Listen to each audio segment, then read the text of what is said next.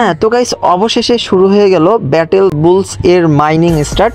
তো তোমরা জানো যে কিছুদিন আগে আমি এই ব্যাটেল বুলস মাইনিং প্রজেক্ট নিয়ে একটা ভিডিও দিয়েছিলাম। তো আজকে দেখি যে ব্যাটেল বুলসে প্রবেশ করার পরে আমি ট্যাপ ট্যাপ করে আর্ন করতে পারছি। তো প্রথমত আমি বলবো আপনারা এই প্রজেক্টে কেন মাইনিং করবেন এবং কেন সময় দেবেন সেটা আগে দেখাই। তো এই ব্যাটেল বুলস এর প্রথমে আমরা কবে এয়ারড্রপ আসবে এবং কবে লিস্টিং হবে সেটা দেখাবো। সেই ক্ষেত্রে আমরা এয়ারড্রপে ক্লিক করব।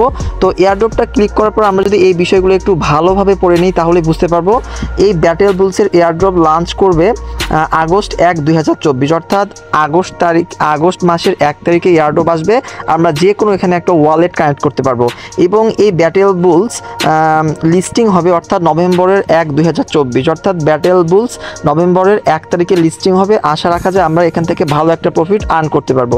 তো ভিউয়ার্স, বুঝতেই পারছেন এটা একটা mining project, same to same hamster কম্বাটের মতো। তো আমরা যারা ভিডিওটা দেখছি আর সময় নষ্ট না করে এখানে কাজ করা শুরু করে দেই। আর এখানে কাজ করার জন্য আপনারা জয়েনিং লিঙ্কটা আমার ডিসক্রিপশন বক্সটা চেক করলেই পেয়ে যাবেন। এখানে ক্লিক করে আপনারা এখানে জয়েন হয়ে নেবেন। তো মূলত এখানে কাজটা আস্তে আস্তে আমাদের আপগ্রেড হবে।